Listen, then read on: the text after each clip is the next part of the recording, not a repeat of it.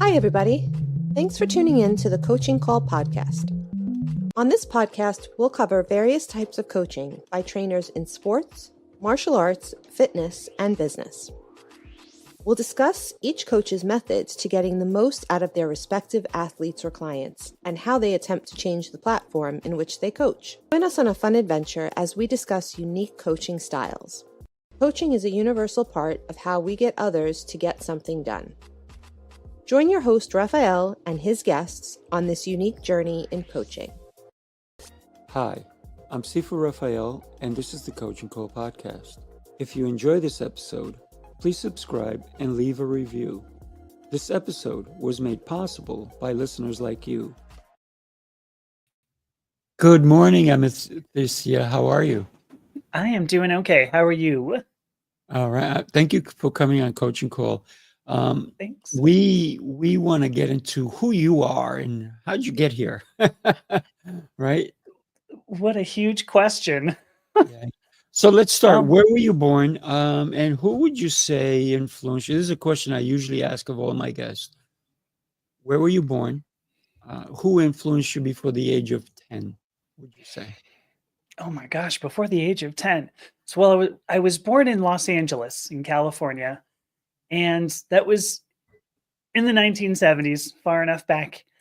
Who influenced me before I was 10? Oh my Makes you gosh. think. I want you to think back to your childhood because I believe our childhood is one of the most exceptional parts of our lives.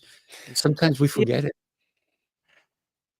It's interesting when I cast my memory back, the first thing that surfaced, and so I'm going to run with this. Cool. One of the people who really influenced me a lot was Linda Carter in Really? Wonder Woman. When the Wonder Woman television program came on, because Right. I don't remember exactly when that was, in the 1970s. I know I was pretty young, less than 10 years old. And I loved the idea of a powerful woman who was coming to bring justice. And Mm, and it was a great show. I mean, certainly there were the cheesy aspects to it, no doubt. of course. That I would probably say Linda Carter and Wonder Woman. Mm. So I was very young. Here's a cool tidbit for you. I actually met her on Oh, 40th and 5th. I went into a store and she was there, and I was like, whoa. She was yeah. so beautiful, so tall. I'm 6'1". She's like almost my height, Mhm. and just stunning. And she was such a pleasant person. And Yeah. Such a she was presence. getting, I think she was getting some coffee or something, and so was I. And it was just nice to like be able to say hi to somebody who really um, lived her life in a great way as well. Oh, yeah. When was this? Like, last This was decade? 20 years? probably in 80, Okay. 85, 86. Oh my gosh. So real peak of when Linda Oh, Carter yeah. was so amazing. Oh my gosh. All Yeah. right. Well, I've got to tell you, I'm exceptionally jealous. I I'd hear you. love to meet her. If you're out there, Linda, if you're listening, reach out, call me. Yeah, me too. Right. So you found her not only powerful, but she represented something of helping others. Um, Yes. what Yes. are other things that you recall back in that life? Who helped you Mm. Do you mean before the age of 10? around that time? 10, All 15, right. 20, even? All right. There was, I'm going to say my fourth grade teacher. This will be interesting. His name was maybe still is, presumably he's still alive. Um, his name is Jack Getskow. That's all I remember.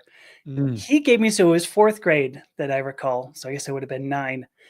And he thought that I was not living up to my potential. mm, Was very, very tough on me. Ended up giving me two science books. There were smaller books. There wasn't like, big, like a college university textbook, but he Right. gave me two books, one of which was about genetics, and the other one was about radioactive isotopes, Mm. like you do when you're in your fourth grade, right? Right, right. That book about genetics was very influential. Um, Mm. one of the things I didn't mention when I was 10 years old was that I was still presenting as a boy. I didn't start presenting as a woman until later on. Mhm. And I had certainly knowledge that I was not a boy, but everybody around me treated me as such, especially since it was the 1970s, Right. etc. So when I got this book about genetics, it was relatively new, right? This was 79, 1980 maybe, and I assumed everything. Well, I mean, I had heard as well that genetics defined everything. And since I've already felt that I needed to fix myself, that Mhm. there was something wrong with me, I thought I could use genetics, and so that was highly influential. It set the course of ultimately when I went to college, the course of study that I pursued, molecular biology, and Mhm. then genetics. So I thought that that was what I needed in order to make myself right. So I would say that was possibly one of the most influential people, and I'm sure he never knew. Right, So Jack Etzkow, if you're out there, go ahead and call me.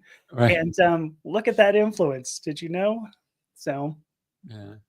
It's interesting how some people, influence us and they don't realize it, but the same goes for us. Sometimes we don't know, how many lives we touch or change or, have them have thought because of mm, what we've done, how we even treat them.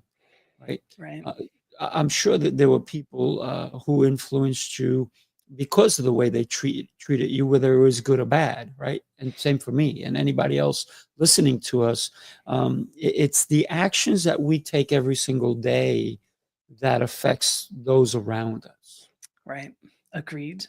Mm. Um, certainly,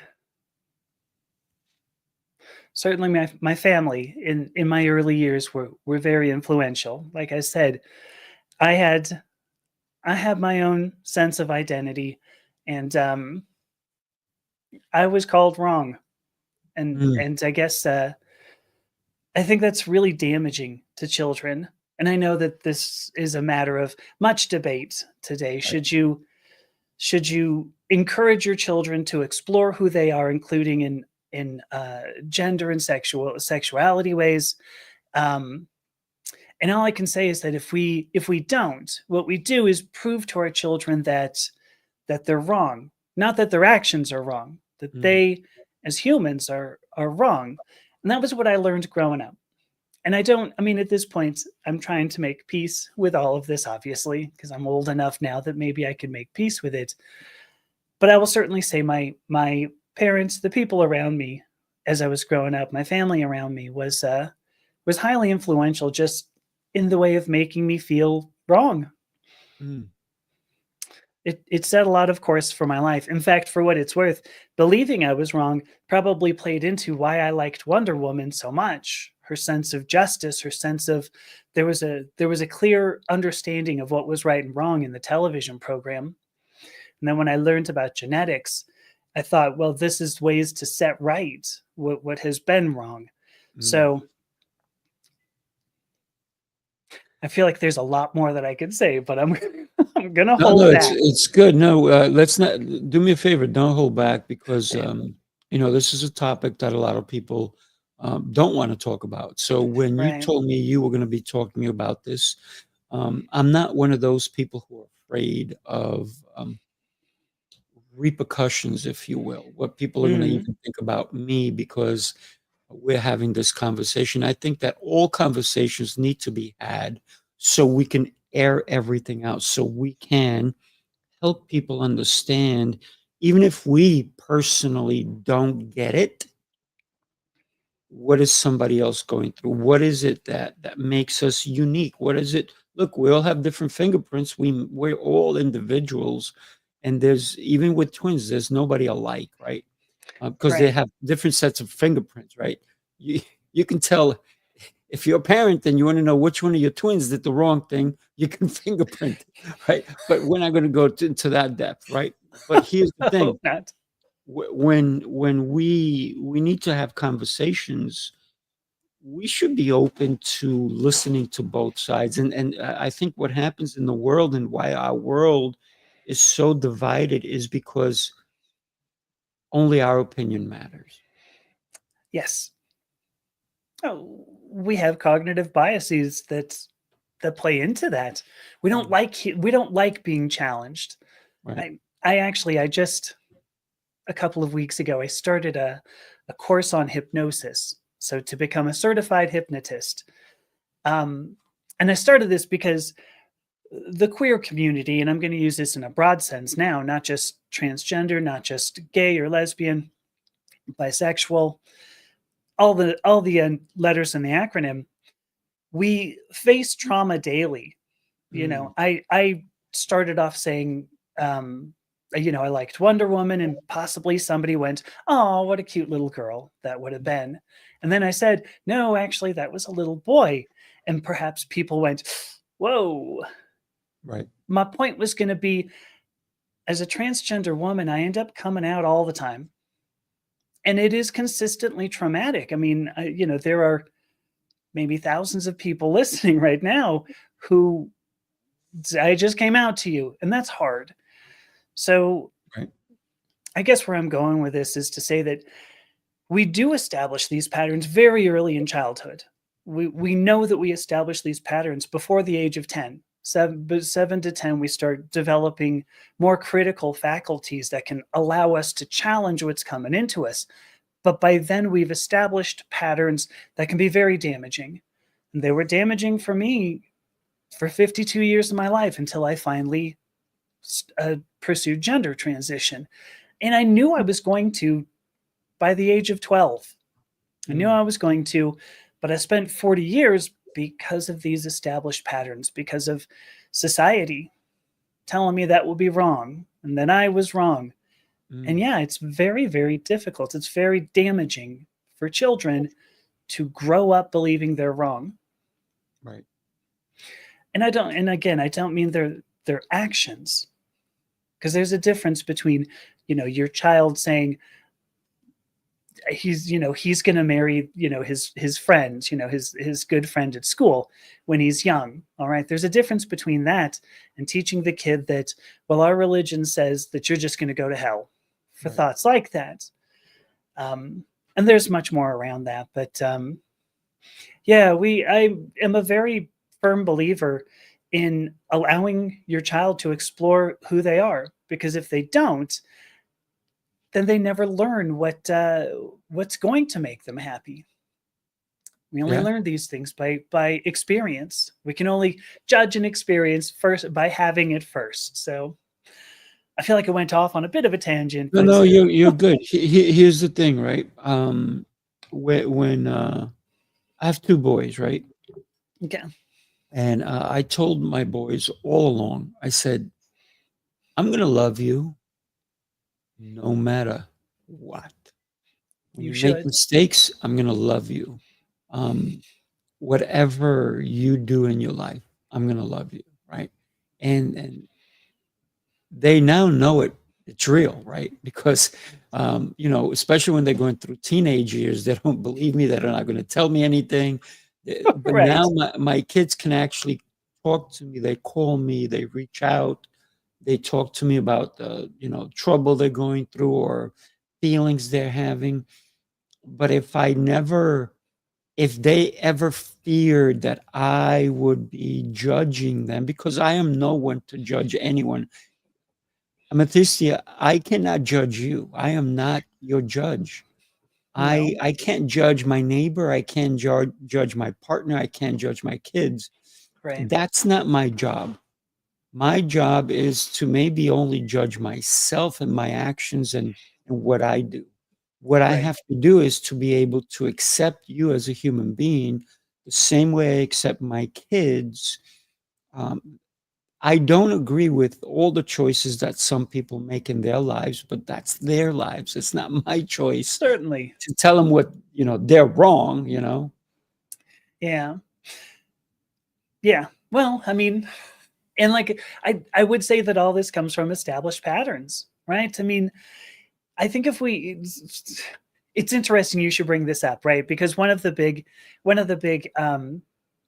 quotes that I've had thrown at me in my life, judge not lest ye be judged, right? Let he who is without sin among us cast the first stone. Correct. Quotes from Jesus here. And it seems like his followers have the tendency to want to judge me day in, day out. It is an interesting irony, if nothing else. Correct. But we establish these patterns. We establish pattern. I learned patterns of that I'm wrong and that I need to fix myself in some way. And other people learn patterns of I am righteous no matter what I do, no matter what I say. And I'd love to challenge those patterns too. I think it's fascinating, because usually you think psychotherapy should be for people who are not feeling well. Right. I think it'd be a great idea for people who are like, oh no, I'm totally normal and I totally know everything and I totally can judge everybody. You go, you know what? Maybe you should get some therapy as well. Yeah. That's a little bit, to impose your worldview on every single person is megalomaniacal. I mean, it's frightening. Why, and yet we allow this to happen. In fact, we encourage this to happen in our politicians now even. So again, got off on a little bit of a tangent there, but the desire to judge somebody like me or whoever is, or like me, or you, sure, is right? I don't know. I've never, maybe just because I've been more reserved all my life, I've never understood the idea of judging people like that. In fact, for what it's worth, I've almost been envious of it. I've almost thought, gosh, that somebody could have the confidence, the courage just to go up to somebody and say, you are wrong. I almost thought, boy, it'd be great if I had that kind of confidence, because I've always questioned myself. I've always questioned the world. I've always questioned reality. This is the world of a scientist, though. So, right. Well, talk to me about. You told me at 12 years old, you already knew, right? yes. How was school for you? How were you treated? Did you feel alone during those? Did I feel alone? Yes. I mean, I can say that so quickly, so easily. Yes. The idea, I mean, each of us is alone, right? Oh yeah. But if we can connect with somebody in one way or another, at the very least, we feel like we're not abnormal.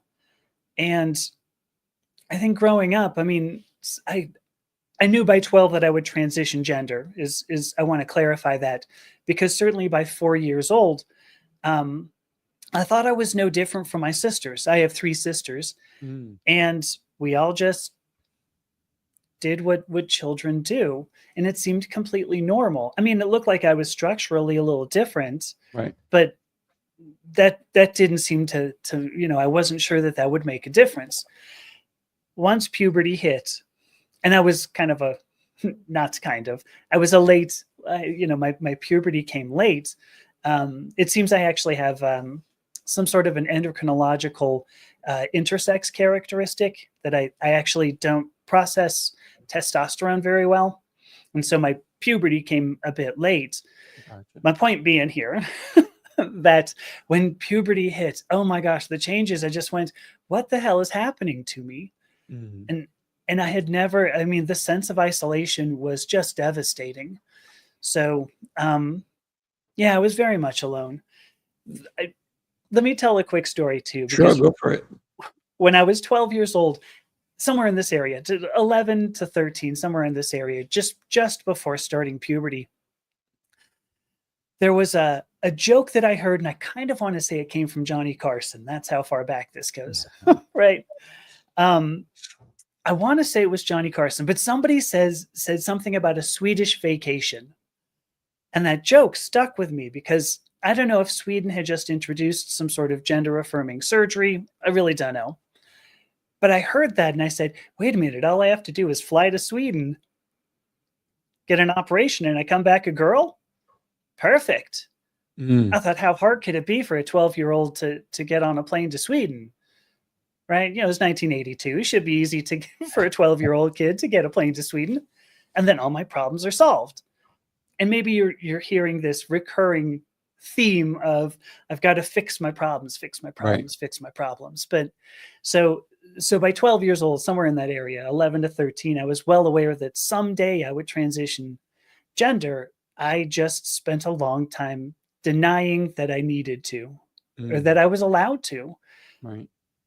that I was worthy of it, that I deserved it, So yeah, maybe I'll stop there too before I start crying.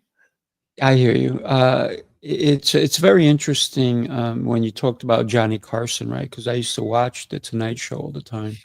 Right. And as funny as he was, I heard that he died alone. Oh. I don't know how true it is, but if it is, because the man made so many connections, but was it a facade, right? Or was it did he live the end of his life and as a recluse? Because a lot of times we do need the connections you talked about. We do need people around us that make us smile, make us laugh. We can be goofy with, right? Right. When did you start to make certain connections that you can just be you?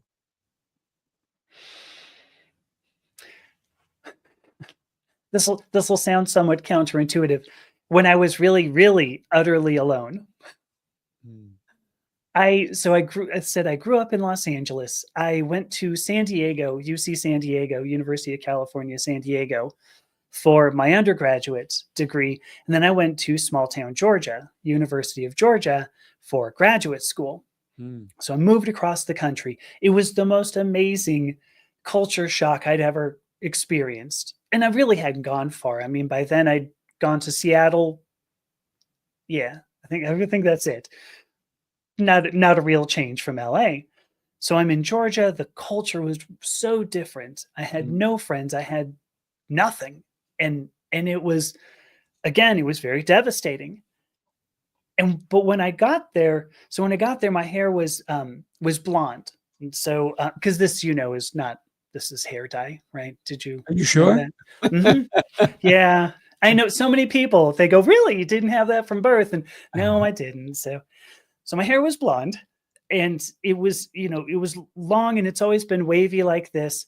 And in California sun, it would turn this beautiful golden color. It was great, glorious hair. When I got there, people said, oh, you're from California, you have blonde hair, you must be a surfer. And all of this, including my my sense of isolation, I sat down one night and I thought, you know what? You people want a personality. You want a persona. That's the better way to say it. Yeah. You want a persona. I will manufacture one for you. I dyed my hair black. I started wearing lots of eyeliner like you do, lots of rings, painted my fingernails black lipstick on the weekends. So I gave them a persona. And it was interesting that it was the first time I had ever really said, what I'm going to do is express what I want to express. I was in my 20s, mid 20s at that point. It was also around that time that I realized, oh my gosh, I like men and I like women. And that's okay. In fact, there's a word for that, Right. And then immediately following on that was, I am both woman and man. There's a word for that. I couldn't think of what it was because I didn't really have the vocabulary. But it was a sense of acceptance that I went, oh gosh, it's not that I'm broken. It's just that I'm different. Right. it struck me that's true of everybody. Every Mhm. person on the planet at some point has to look at themselves and go, "Oh, I'm not wrong, I'm just different." Right. So, which is largely what I talk about now in my own work. So, but yeah, it's an interesting question. It was really the becoming utterly isolated. Oh, and by the way, for what it's worth, once I dyed my hair black and I was all gothic and pale and tragic, um, everybody wanted to hang out with me. Suddenly, I had friends coming out of the woodwork. Look at that. Look at that. Wow. Right. Incredible. Incredible. Let me share something with you, something that I'm Please. doing to help people reset their lives uh, Oh, on the inside yeah. so that we can reflect better on the outside. Take a look. Hi, I'm Sifu Rafael. What if I told you 90 days is all it takes to detox your body, clear your mind, and completely reset your life? Sifu's Mind Body Method is a complete system that blends movement, mindset, journaling, nutrition, hydration, and fasting into one powerful experience. This is your invitation to get stronger, clearer, and more in control from the inside out. Click the link and join Sifu's Mind Body Method today. Don't miss your chance to reset your life.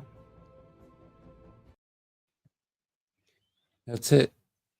Love it. Because no matter who we are on the outside, I think that internally we need to be set. We need to have the Mhm. mindset. We need to detox our body so we can do the things that we need to do. I agree. Scientifically speaking, so many of us are eating so much processed food because processed foods were not around when my great great grandfather lived to be 113. I'm gonna kick his butt. I'm gonna live longer than him. 113. Yes, Wow. 113, and he was not in a hospital. He had his wits about him. It's Yeah. because of all these processed foods that we ingest on a regular basis, all the Right. plastics that are in our body, all this nonsense. So it's time to reset our lives. And I love when you said if they want a persona, I'm going to give them persona. And Yes.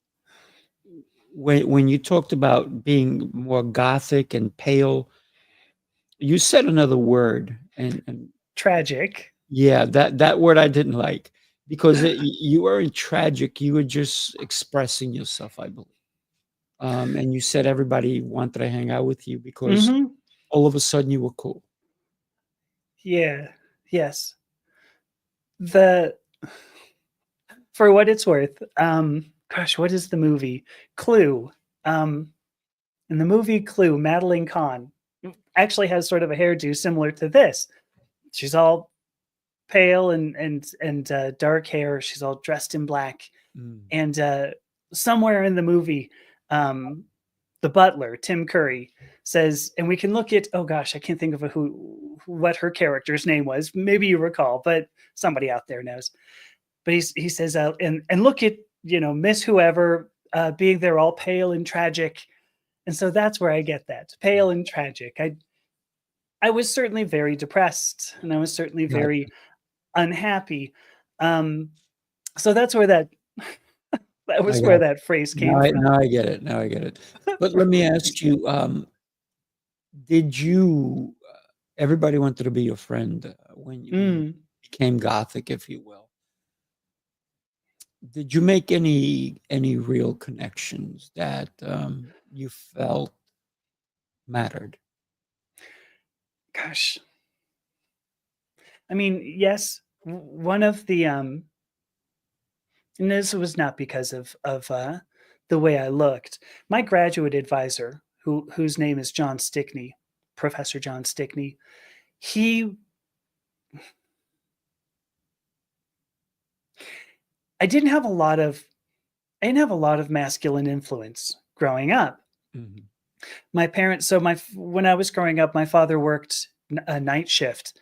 He was an aerospace engineer. In fact, he worked on the space shuttle main engines, so Mm, in Southern California there. So he worked night shift, and And then my parents divorced when I was 8. And I'm sure there's somebody out there who's going to go, oh, this is why you are the way you are, honey, because you had no masculine influence in your life.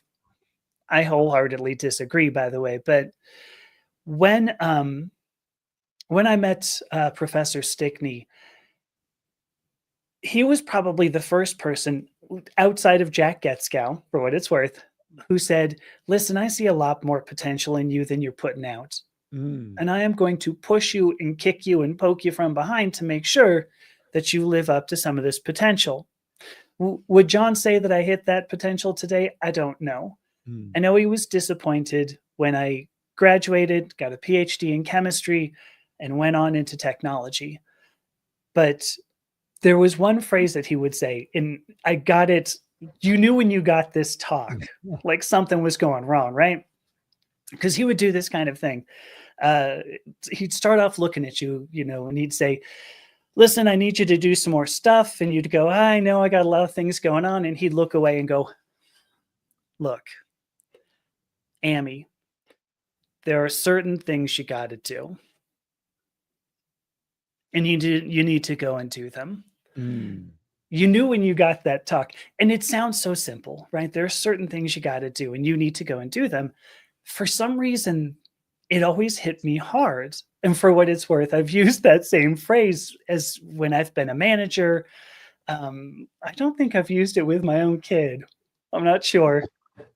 But the idea that our lives are not entirely individual, it really hadn't impressed itself upon me until, I heard that from John, that is there are things that you're just going to have to do. Right. You may or may not like them, but you are going to do them, because if you don't, you're not going to go anywhere. Right. And I want you to go somewhere. I didn't like that. Of course, none of us liked it.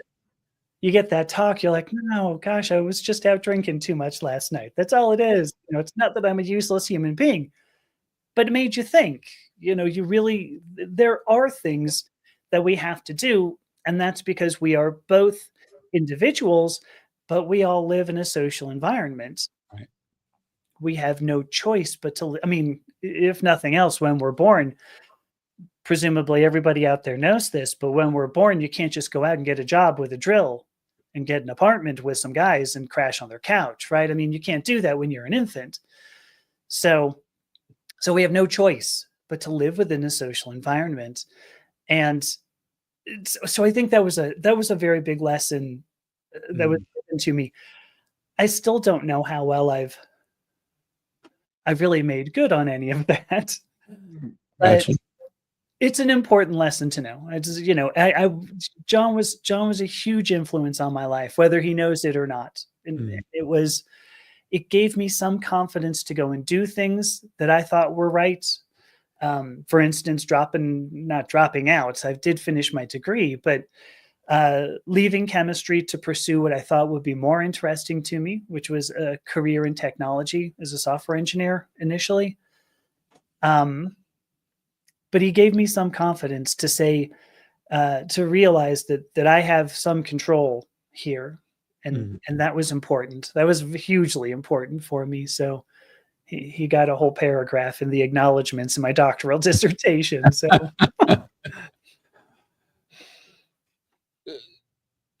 So you said he was disappointed, but you still got you finished. You didn't quit. Mm-hmm. No. When you went into technology, what was the passion there? What made you even stick it out or even pursue that aspect?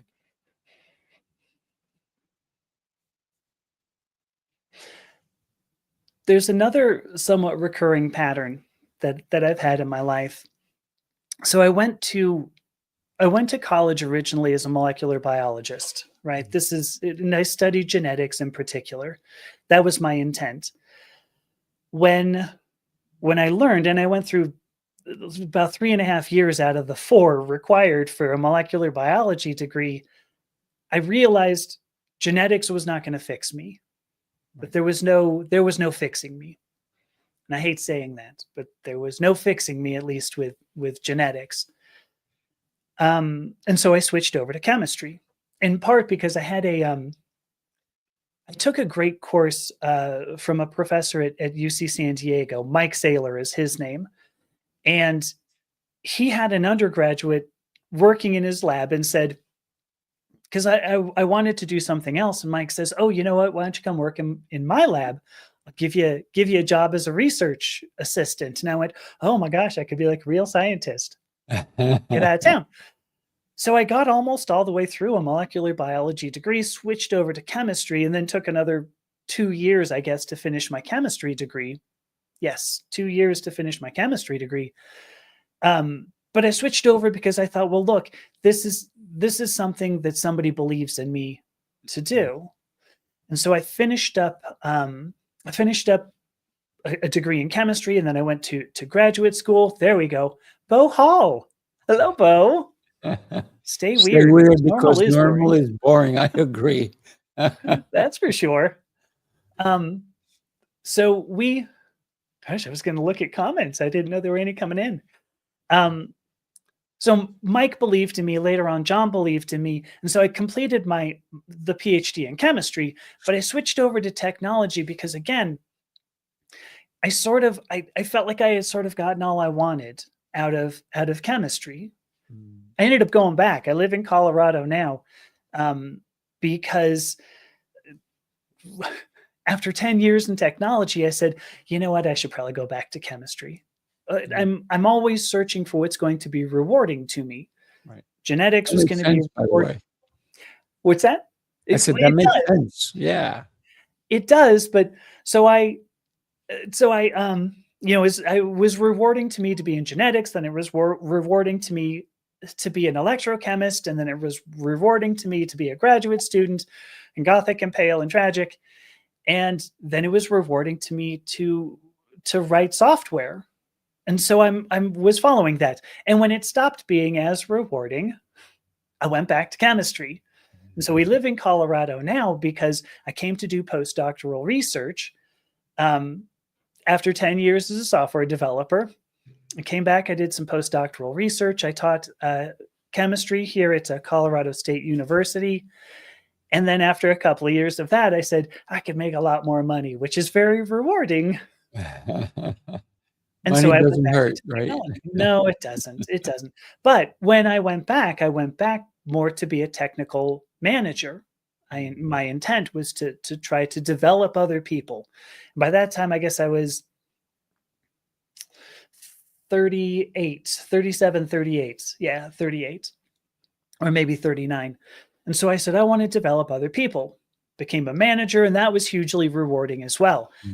I don't think the work that I do now is dramatically different.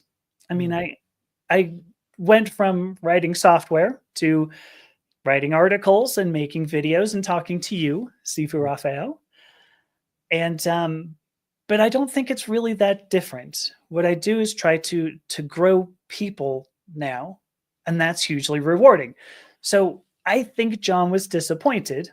I think Professor Stickney was disappointed that I didn't stay in chemistry, but it lost its luster because I didn't think it would. Wow, this was about to fall out of my mouth and I stopped it. So I'm going to let it go. I left chemistry because I didn't think it would have enough impact. Not on myself, not on the world. And it's a strange. It's interesting that thought only really just hit me. So I have to sit with it for a moment. But of course. Yeah, I didn't think I'd make enough of an impact on the world. And I will say, I think that going on programs and saying there are scientific definitions for things like sex and gender, I think that does make more of an impact. And I hope now that I have the opportunity, not the opportunity, but even just the power to change the world for the better. Yeah. So that's that whole story. It was a lot of story there, but it's a pattern that I've noticed in my life. I always tend, when something gets kind of boring to me, which happens, it's time to move on. It's time to do something else. So Yeah. that's that story. Well, I like the fact that you're looking out obviously for yourself, but in that regard, you're also looking out for the world. How can I make an impact? What can I do differently to navigate this crazy world we actually live in and Mhm. and make a little bit of an impact, a change that can help other human beings. Right. Amit, sometimes I have trouble with saying your name. Amethysta, right? Amethysta, yeah. Amethysta. Okay, thank you for that. Thanks. Um, Sure. you you talked about 4 years old, then at 12 years old, then you talked about your college years. Mm. Let's get into your current, and then you talked about college, right? And when you were 30, 38, 39, the choices you've made with your career. What is going on with you currently? Let's roll back into today. What are Sure. you doing? Because you're looking to help yourself, but in the process, you're also helping so many. Talk to us about that. Well, the reason why I was so surprised when I said I didn't think chemistry would make enough of an impact Mm, was because I never wanted to. I mm, always wanted to be, I mean, how much do I want to approach this? When I was younger, I wanted to be as small as possible. My mm, father was emotionally and physically abusive. There's some sexual abuse in my history. mm. Um, and so I learned to make myself as small as possible. So I always wanted to be small. I didn't want to be known. I didn't want to be seen. Um, so what part of what put me into science was that, because you don't, right? You almost never hear of like famous scientists, right? There aren't scientists frequently going on programs and talking. I didn't have to be good at talking. I didn't have to be good at connecting with people. It didn't make a difference. Right. So I stayed in technology, and I was so at 52 years old. Unfortunately, it turns out when we have these when we have an identity, which we all do, we can't escape it. And my identity was such that at 52 years old, although I was a financial success, I would probably call myself I had reached executive management levels in software companies, a couple of software companies. I would say that I was a success Mm, according to the American dream, according to the right. the Western society version of success. But I was 52 years old, and I was a crabby old man in pain who Mm, just wanted to die. wow. And I didn't want to wait until whatever. If I had thought I was going to live until 113, oh my gosh. Right. I had 60 more years to that. Oh my gosh, I'm not even halfway there. So it was by 52 years old, I had a pretty significant sort of mental breakdown. The very next day, my wife said, "Listen, I want you to go and explore your gender identity." Because she had known Who said that? my wife did. Okay. On our first date, no kidding, on our first date, we were exchanging stories. What's bad about you? And I said, well, one of the things that's bad about me is that I'm part woman, part man. And she was like, ooh, I'd like to know more about that. And I said, no, you really don't. Because I'd had other people who said, oh, I'd like to know about that. And then I told them and they went, oh, all right, well, I didn't want to know about that. And I liked this girl. I didn't want to, I didn't want to lose that. So I didn't want to talk about it. And so I hid it. Mm, I did actually look into gender transition in 2001 for what it's worth. It was when we were dating at the time. Where's I going with the story? Oh, so she says go and explore your gender identity. What that meant to me was go and transition gender, and I thought there's no way, because by this time we had a son, and mm, I had buried everything vaguely feminine about myself because boys need fathers and fathers are men. This was my mantra. Mm. And so I was going to bury everything about myself for the sake of my son. So 52 years old, I want to die. My my psychologist ends up telling me, listen, the best gift you can give your children is authenticity. Mm. And Absolutely. I said, no, you're full of it. That's not true. And she says, no, trust me. And I went, no, you're still full of it. So I after 4 or 5 months, because I had this breakdown at the end of 2021. So going into 2022, after a few months, I said, gosh, you know what? If I'm looking at this as a possibility, if it's possible for me to transition gender, I have to try it. Mm. Because if I don't, I'm going to regret it for the rest of my life. And if that's going to be to 113, that's a long time Right. to be regretful. So I started transition very, very hesitantly and ridiculously quickly. I felt so much better. Well, You'll hear this from a lot of transgender people that they just start hormone replacement therapy, and within 2 weeks, 4 weeks, 6 weeks, mentally, there are a lot of changes. I experienced a great amount of clarity, and I realized suddenly I was capable of feeling emotions wow. like joy, like love, like pain. But it was such a crazy experience to think it's the entire human experience that I've missed Your for whole life. 52 years. Yeah, for 52 years. So suddenly I went, okay, I've got to think about this. I've got to do research on myself, because that's what I do, right? I'm a scientist doing research on myself. That turned into, oh, maybe this is a general sort of transgender experience. And then I went, maybe this is really more of a queer experience, an LGBTQ type experience. And then I realized, no, every human has identity. That's And right. every human has gender. So what I think about, what I talk about is really the human experience. And saying it like that sounds sort of grandiose, oh, look at this amazing thing I'm doing. Really, without trying, I got to a point where I said, oh my gosh, I need to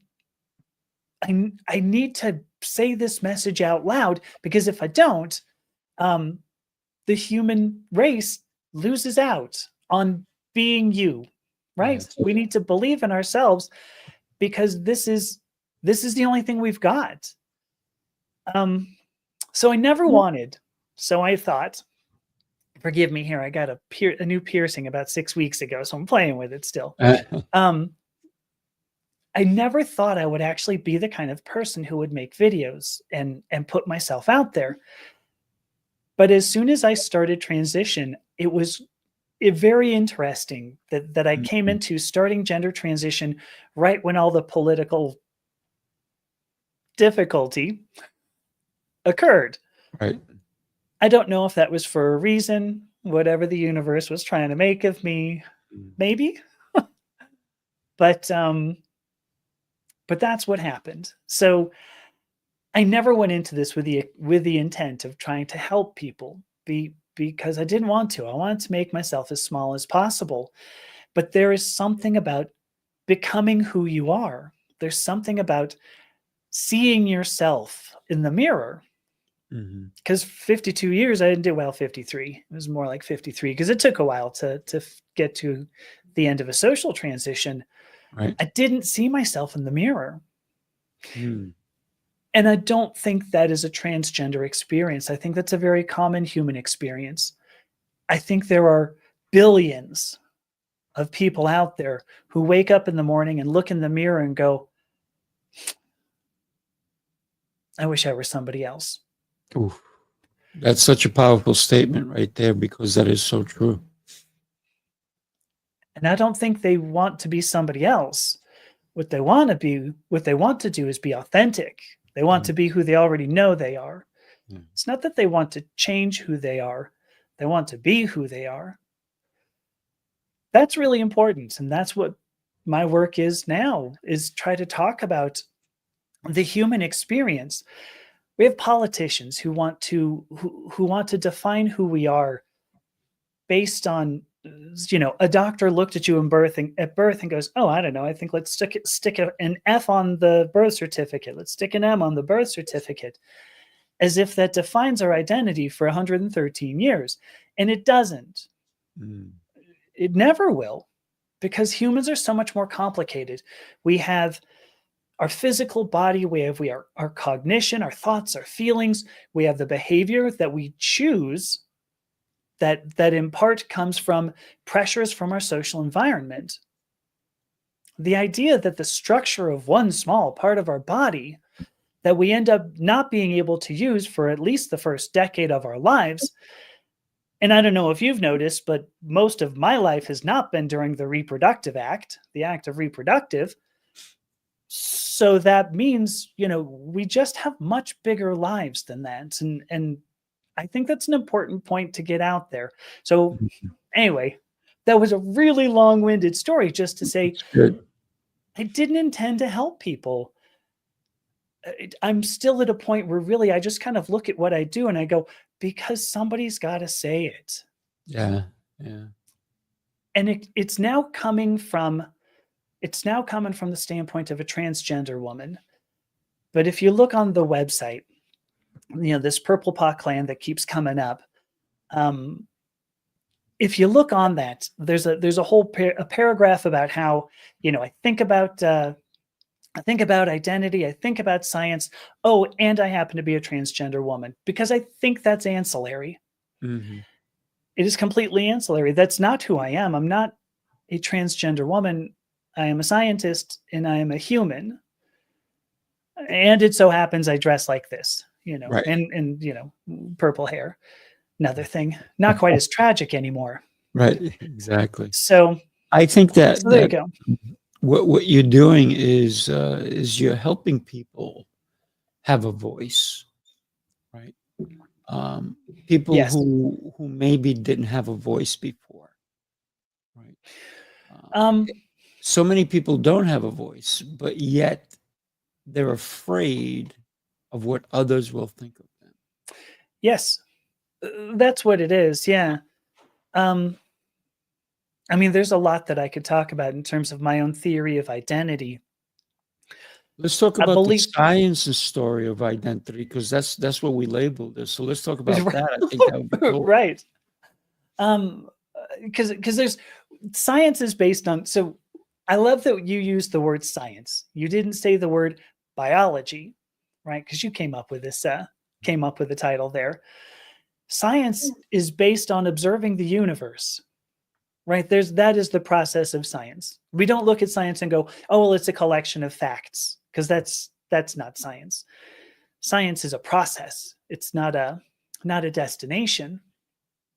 So when we look at the universe, there are things that are very obvious, very clear. There are things that we know as humans. We just know these things, but we don't know why we know them. And my canonical example here is to say, do you have a favorite vegetable? You, Sifu Rafael, do you have a favorite vegetable? I love broccoli, What if I said no? What if I said your favorite vegetable is now asparagus? Okay. Does it make any sense? You don't know me, right? So you don't know my taste buds, all these things, right? Right. And if I were to say, why is it broccoli? Maybe you could talk about the color, maybe the texture, maybe you like the taste, and you go, well, that could be biochemical, but ultimately you get down to a point where you have to say because. Yeah. I like broccoli because, and that's just how it works. So leave me alone. Right. And I'm bringing this up to say that there are aspects of ourselves that we know, but we just have to say because. There's no explanation. We observe this, and every human can do this, right? Every human has a favorite vegetable or hates vegetables entirely. So So I can demonstrate that is my point. And I believe we have this core set of knowledge that I call the origin of identity, which, scientists are always notoriously horrible at nomenclature. There is an example, the origin of identity. But I used that phrase early on. And so I can't, now I can't lose it. So we have this core set of knowledge. So we're individuals. We know what we know. Mhm. But we live, as I mentioned before, we live within a social environment. And so our core set of knowledge needs to be expressed within a greater whole. And so we face persecution, we face fear, we face whatever repercussions. As we try to express our origin of identity within a social environment, we have to negotiate for safety, ultimately. And again, this is something we can observe. We were talking about science. This is something that we can observe because every single one of us has done this. We've gone out into our social environment and said, oh my God, I love My Little Pony. And somebody else went, really? Wow. Guess that's how you were raised. Here's what Bo Holt put. Everybody loves broccoli because it soaks up butter. Bo, I got to tell you, I am a weird person, and you said there's nothing wrong with being weird because Right. was boring. I put nothing on my broccoli, zero, no sauce, no cheese, no butter, no nothing. And my Yeah. fiance says to me, "Don't you want butter on that?" I'm like, "No." She puts butter on it. So for me, it's and when you ask, "How are you thinking about broccoli?" I rather have you asparagus. I like asparagus. I like all vegetables, but broccoli. I'm thinking, oh, I'm eating little trees. I'm a big guy. How? So for me, I enjoy it because I also know it's good and healthy for me, and Oh, I need to sure. eat a good vegetable. So believe it or not, I eat broccoli 3 to 4 times a week Oh, wow. Oh, that's great. But just, because of Sifu's mind body method. So yeah, yes. By the way, my favorite vegetable, broccoli. there you So go. See that? there you go. Yeah. But do you butter it? I like salt on it. I don't put There you butter on it, go. Okay, but salt. Yeah, a little there salt. you go. Okay. Um, I love broccoli too. It's funny you said that, and I was about to go. You said that, and I thought, oh, I really don't want to use the asparagus thing now. Damn, because I was like, yeah, broccoli's so great. So anyway, you had brought up the idea. I don't think you had used the word safety, but I that is our lives. That is the human experience. The search for safety in our lives. So that's all the work that I do. And that's the human experience. That's not my experience. That's not your experience. It's all of our experiences that we have knowledge, and that knowledge may be threatening to other people in our social environment. So that's a human experience. And that's why I continue to do what I do, because I just happen to be transgender, Mhm. but all of us go through this. And there are other things that I can explain coming from the standpoint of the molecular biology background that I've got. There are different things that I can explain to say, all right, well, this is like the real biology behind sex and gender. But at the end of the day, what we need to be able to do is demonstrate the human experience. And hopefully, that's what I did by saying, well, you have your knowledge, I have my knowledge. But we also know there are aspects of ourselves that other people didn't like, that Mhm. we have to figure out how to rectify with the rest of our existence, Yeah. other people's disapproval. So again, a little bit of a long story there with broccoli Yeah, involved. I gotta tell you, I always realize, when we become people pleasers, then we're doing what other people want, and what we Yes. need to do is, and you talked about your own identity and being unique, and I believe that what we need to do is just be who we are, Hmm. and you know what? We're not everybody's cup of tea at all. Right. And that's okay. I'm okay with that. Not everybody's gonna like Sifu Rafael. Not everybody's gonna like Amethysta. A lot of But people and you know don't. what? We should be okay with that. I agree. I agree. And yet that is the real that is the real bane of our existence. Mhm. Figuring out how we fit into a social environment and be comfortable enough to continue existing while being rewarded enough to continue existing, if you get my point. So yeah. And just, to riff on that for a moment, the idea that we should come into this life and expect pain Mm. and expect that it's just going to suck. We're just going to, I brought up John Stickney's There Are Things You Got to Do, but to expect that is our entire life. And if you don't like it, too bad. That's this is why the universe works in mysterious ways.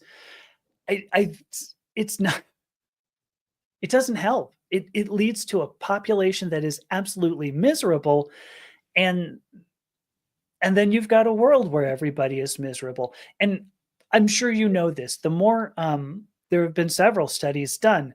Is this a clinical study? It's hard to say, but studies done on meditation, that if they taught meditation in like a city, a small village, whatever, just teaching meditation, crime rates went down. Overall happiness goes up. Mhm. I could find one of these studies, but